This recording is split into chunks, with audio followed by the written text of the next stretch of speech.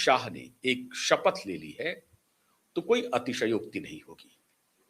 उन्होंने शपथ ले लिया है, आइदर माय वे और हाईवे, आपको हमारे रास्ते पर आना पड़ेगा और किसी भी सूरत में देश की सुरक्षा से अब कोई समझौता हम नहीं करेंगे।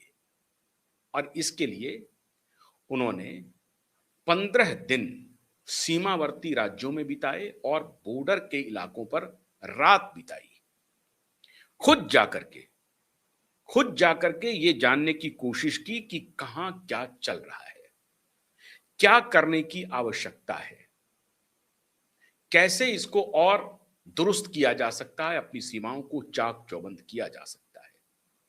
और इस रेफरेंस में तभी मैं बार बार आपको कह रहा था कि पश्चिम बंगाल का चुनाव सिर्फ एक चुनाव भर नहीं है, उसे सिर्फ एक चुनाव के नजरिए से मत देखिए। पश्चिम बंगाल का चुनाव नेशनल सिक्योरिटी के लिए बहुत महत्वपूर्ण एक पहलू है। अब सत्ता हस्तांतरण हुआ, लेकिन 49 साल से जिनके हाथों में सत्ता थी, उन्होंने ऐसा बीज बो दिया है वो बीज अब पेड़ बन चुका है, वो जड़ पकड़ चुका है। इसलिए अब कोई रास्ता नहीं है उस जड़ को खत्म किए बगैर।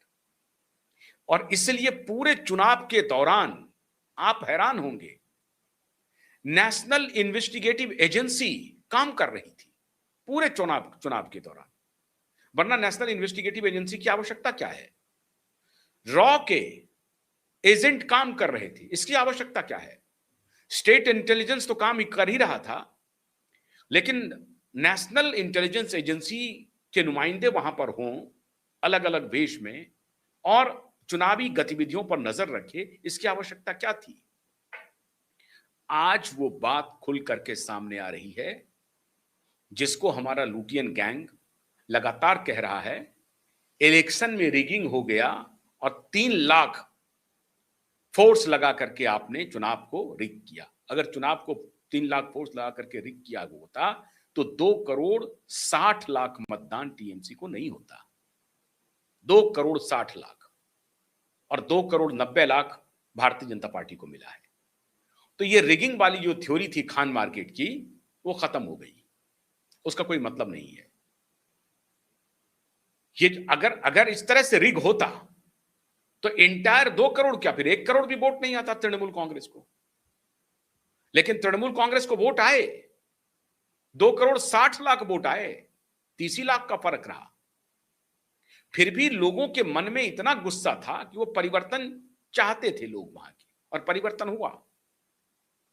और लगातार हम आपको रिपोर्ट बतला रहे थे, दिखला रहे थे कि एनआईए की टीम वहां मौजूद है, एनआईए की टीम मौजूद है। एनआईए की टीम सिर्फ पश्चिम बंगाल में मौजूद नहीं है, एनआईए की टीम पूरे उत्तर पूर्वी भारत में एक्टिव है। और इसके तार पश्चिम से जुड़ रहे हैं, महाराष्ट्र और गुजरात से जुड़ रहे हैं। और इसीलिए अभी गृह मंत्री गुजरात में कैंप किया, राजस्थान में कैंप किया, आसाम में कैंप किया, त्रिपुरा में कैंप किया और पश्चिम बंगाल में कैंप किया। अरुणाचल में चाक चौबंद व्यवस्था इन्होंने पहले से ही कर रखी है। तो वो सभी बॉर्डर स्टेट में खुद रात बिताया गृह मंत्री अमित शाह ने। अब बहुत सारे लोग आलोचना करते रहे, गृह मंत्री को तड़ीपार कहते रहे, मिस्टर एक्सटॉर्शनिस्ट कहें, मर्डरर कहें, जो मर्जी आता है आप कहिए। तृणमूल कांग्रेस की नेत्री कहती हैं, बहुत सारे नेता कहते हैं, और देश भर के नेता इस तरह के उपमा अलंकरण से अमित शाह जी को नवाजते रहते हैं। तो कोई बात नहीं है, आपको पूरा हक है, आप कहिए, जनतंत्र है। किसी पर कोई आक्षेप, किसी का कोई नामकरण करने के लिए आप स्वतंत्र हैं, आपको करना चाहिए। लेकिन ये एक बात ऐसी है जिसकी जानकारी आपको जरूर होनी चाहिए, और वो मैं अब आपको देने जा रहा हूं। नेशनल इन्वेस्टिगेटिव एजेंसी ने जबरदस्त कार्रवाई की है आसाम और पश्चिम बंगाल दोनों में। 11 लोगों के खिलाफ चार्जशीट दायर किया है। 11 लोग। अब ये 11 लोग कौन है? गिनती में 11 लोग नहीं हैं। ये 11 लोग कर क्या रहे थे और इनका रिश्ता आईएसआई और सीआईए से कैसे है, आप सुनते जाइए ये कहानी। बांग्लादेश का एक ऑर्गेनाइजेशन है जो कि भारत में प्रतिबंधित है, जमातुल मुजाहिदीन बांग्लादेश, जेएमबी। ये जमातुल मुजाहिदीन बांग्लादेश भारत में खासतौर से आसाम और पश्चिम बंगाल में प्रोएक्टिव है। अब इनको यहां से खाद पानी मिल रहा था। जमातुल मुजाहिदीन बांग्लादेश के जो आउटफिट है, ये अपना पूरा टेंटिकल्स आसाम में और पश्चिम बंगाल में फैला चुका था। अब उसमें एक सबसे इंपॉर्टेंट व्यक्ति है जिसे कि अभी अभी जो एनआईए ने जो फाइल किया है उसमें से व्यक्ति का नाम है इमाम महमुद्दर काफिला, IMK। नहीं, ये व्यक्ति नहीं, ये संगठन है इमाम महमूदर काफिला, इसका इंडियन आउटफिट है।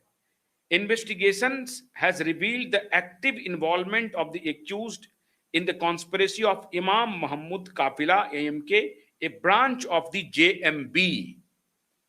इमाम महमूदर काफिला जो कि जमातुल मुजाहिदीन बांग्लादेश का एक ब्रांच है जो भारत में ऑपरेट करता है। अब इसके बारे में जो एनआईए है, ये prevention unlawful activities prevention act जो है, यूएपीए जिसको आप कहते हैं, जो कि अब नए में बीएनएस के माध्यम से 1960 एक्ट 67 हो गया है, उसके अधीन गुवाहाटी में ये चार्जशीट दायर किया है। अब इनका काम क्या था, उसमें 11 लोग प्रोमिनेंट हैं जिसका कनेक्शन आसाम से था और पश्चिम बंगाल से था। और ये 11 लोग कर क्या रहे थे? चुनाव के दौरान इनको जो जिम्मेदारी मिली थी, चुनाव के दौरान मदरसों से होते हुए, मस्जिद से होते हुए जो मुस्लिम बहुल इलाका है उसको रेडिकलाइज करना है।